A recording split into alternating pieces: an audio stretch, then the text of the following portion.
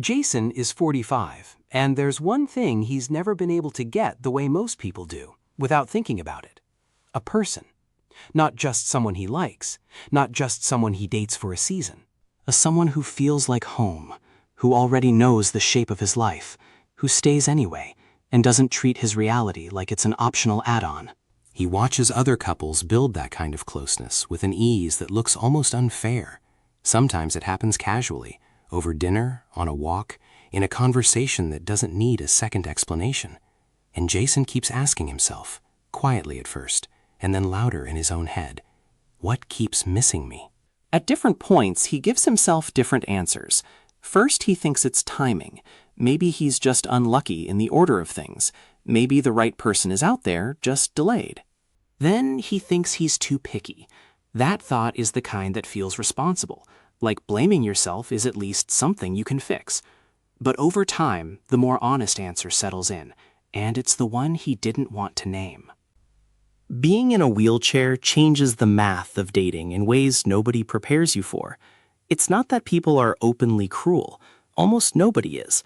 The worst parts don't happen with raised voices or dramatic insults. They happen in a different tone, one that's harder to describe and easier to feel.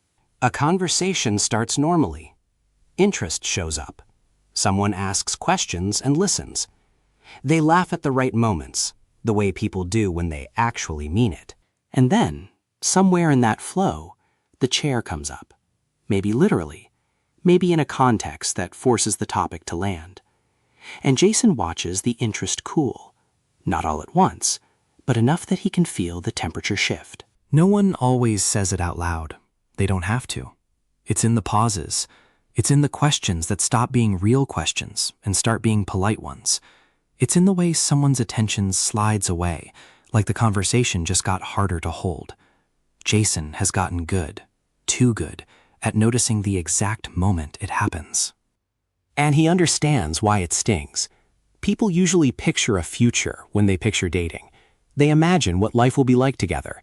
Activities, trips, spontaneous outings, an easy kind of assumption, where plans don't require extra steps or extra preparation. Then a wheelchair introduces a question mark into that picture. For some people, the question mark turns into discomfort. For others, it turns into anxiety about what they'll have to learn, what they'll have to accommodate, what they'll have to face. And instead of asking Jason what his actual life looks like, what's possible, what isn't, what's complicated, many people quietly drift. They don't make a big exit. They just slow down. They stop following through. They fade the way messages disappear from a screen when you keep refreshing and nothing loads. Jason wishes someone would ask the obvious questions, questions almost nobody thinks to ask until it's too late. They don't ask what he can do, they assume, and the assuming is usually wrong in one of two directions. Sometimes they assume he can't do anything, like his life got reduced to limitations, and that's the whole story. Other times they overcorrect and try to act like the chair doesn't matter at all, like pretending it's invisible will make the discomfort go away. That approach is exhausting in its own way, because then Jason becomes the one who has to break the spell. He has to bring up his reality, again and again, just to keep the conversation honest. And honesty is hard when you're already tired.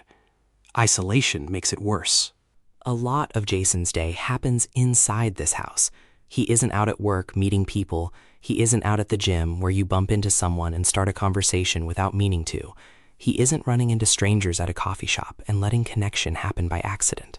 His world gets smaller, not because he chooses less, but because access and energy and routine shape what's realistic.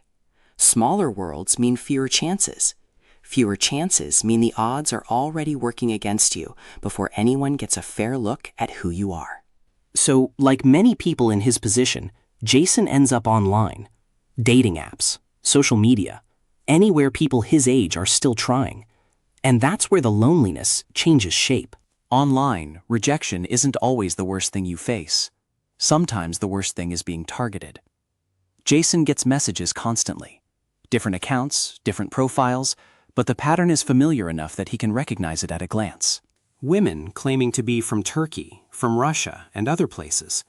They reach out like they were selected from a crowd, like he was noticed by accident, when in reality, the attention is part of a system. They write compliments that sound smooth and personal. They tell him he looks interesting. They tell him they've never met a man like him. For a while, early on, he admits it feels good. Somebody is interested. Somebody is paying attention to him. But that feeling doesn't last long. Over days, the message flow turns. It always turns. A photo shows up that looks just a little too polished, too perfect to be real. Intimacy ramps up fast. Then something comes up. A hardship, a crisis, a reason that explains why money suddenly matters. Visa fees, money for a sick relative, a just this one-time transfer that will supposedly unlock everything that's been promised. Some accounts send explicit photos, not because they're trying to connect emotionally, but because desire can be used like leverage, an attempt to push past judgment, hoping urgency will beat reality. Jason understands why they target someone like him. It's not random. Someone isolated is easier to pull into the rhythm of false hope. Someone at home all day is easier to keep responding. Someone in a wheelchair can be underestimated in a way that makes people think he'll accept less, ask fewer questions, and hand over money or trust faster. And the cruel part, more painful than the scam itself, is the assumption behind it. The scam is built on a belief that a disabled man sitting alone is an easy mark. Lonely enough to stop thinking. Lonely enough to stop questioning. Lonely enough to treat extraction like affection. Jason has had accounts pop up, multiple accounts per week, for years, cycling through the same script. It's not one incident, it's a routine.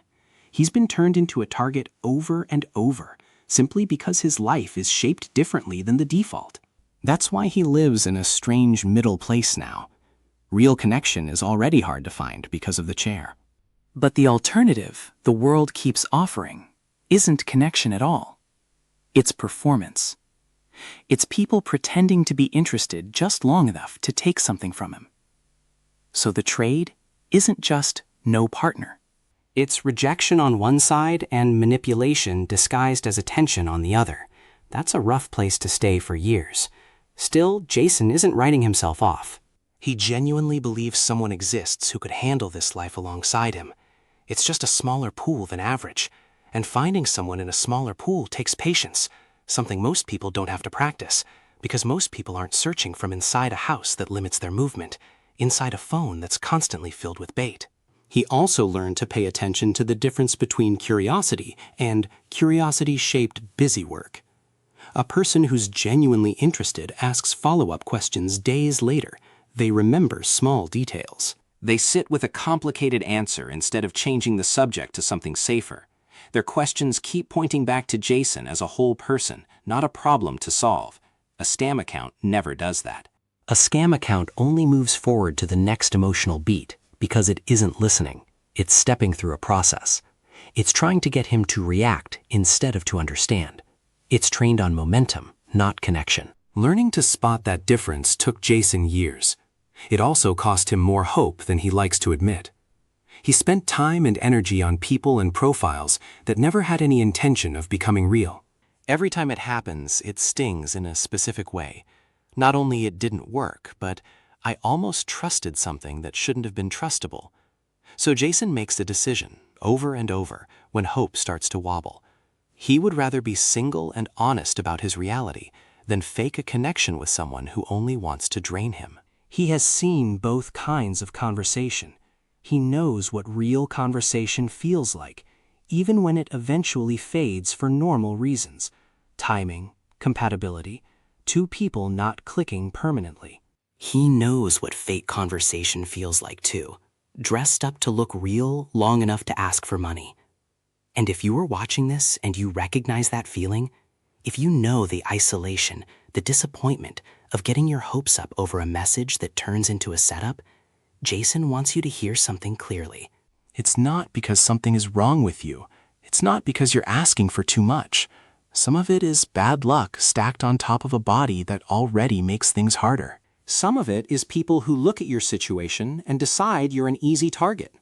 Neither one of those facts is a verdict on your worth. Worth isn't measured by how quickly you find a partner.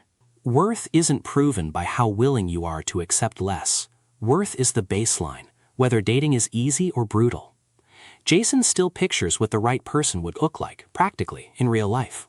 Not perfect, not frozen by destiny, just realistic. She would be someone who doesn't flinch at a wheelchair conversation in the first 10 minutes. Someone who can hear about Behçet's, what it does, how it changes symptoms and energy, what managing it requires. Someone who can hear about 3 strokes and still treat Jason like he's more than a medical checklist. Someone who can hear about his basement full of weights and the work he does to fight back against all of it. Because the point isn't to present heroism. The point is to be honest about what it takes to keep living on purpose. That's not an unreasonable person to hope exist. It's just a smaller pool, and smaller pools take longer to find.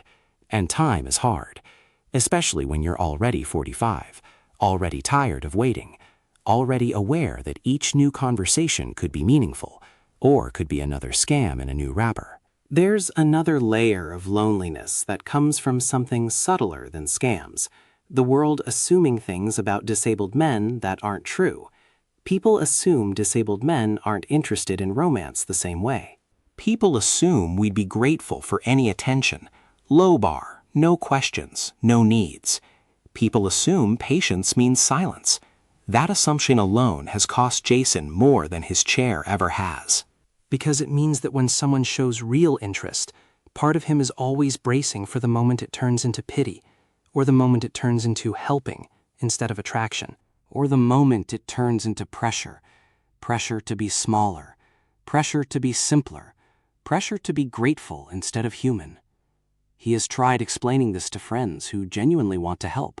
And he often hears variations of the same advice. Put yourself out there more.